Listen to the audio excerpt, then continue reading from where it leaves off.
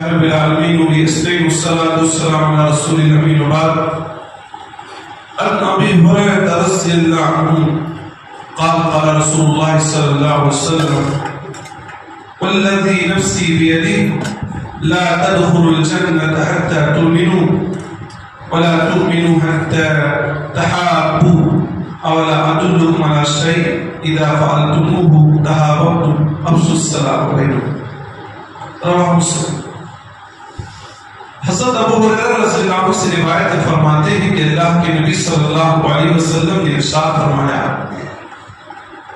والذی نفسی بیدی، قسم ہے اس کی جس کے ہاتھ میں میری جان ہے، لا تدخلوا الجنت، تم لوگ جنت میں اس وقت تک داخل نہیں ہو سکتے حتی تؤمنوا، یہاں تک کہ تم ایمان لے آؤ، ولا تؤمنوا، اور تمہارا ایمان کمپلیٹ نہ ہوگا، حتی تحابوا، یہاں تک کہ تم آپس میں ایک دوسرے سے محبت کرنے لگو، اولا ادلکم علی شیء، کیا میں تمہاری رہنمائی ایسی چیز کی طرف نہ کر دوں، اذا فعلتموہ، جب اس چیز کو تم کرنے لگو گے، تحاببتم، تو آپس میں ایک دوسرے سے محبت کرنے لگو گے، افشوا السلام بینکم، آپس میں سلام کو عام کیجیے۔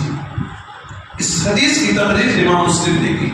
اس حدیث میں اللہ کے نبی صلی اللہ علیہ وسلم نے فرمایا ہے کہ انسان کے جنت میں داخل ہونے کے لیے ایمان ضروری ہے، اور ایمان اسی وقت مکمل ہوگا جب ایک مسلمان دوسرے مسلمان سے محبت کرے، اور محبت کا ایک ذریعہ اور طریقہ ہے کہ آپس میں سلام کو عام کرے۔ سلام کا معنی مطلب ہی، سلام کے معنی پیس، امن کے ہوتے، چین کے ہوتے۔ السلام علیکم، تم پر سلامتی ہو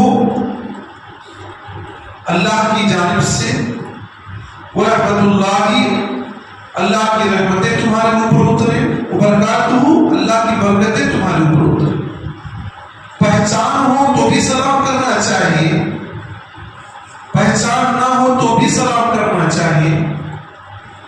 ایک کمی ہمارے اندر یہ ہے کہ ہم اپنے گھر میں جاتے ہیں تو سلام نہیں کرتے۔ ہمارے گھر والے، آپ کے گھر والے ہمارے اور آپ کے سلام کے مستحق ہیں۔ کیا آپ کے گھر والوں کو اللہ کی رحمت نہیں چاہیے؟ کیا آپ کے گھر والوں کو اللہ کی برکت نہیں چاہیے؟ ہر ایک اللہ کی رحمت کا محتاج ہے، ہر ایک اللہ کی برکت کا محتاج ہے، ہر ایک پیس کا، امن کا، سکون کا، اطمینان کا محتاج ہے۔ تو جہاں ہم باہر ایک دوسرے سے سلام کرتے ہیں، وہی ہم اپنے گھر میں داخل ہوں تو سلام کریں۔ گھر سے باہر نکلنے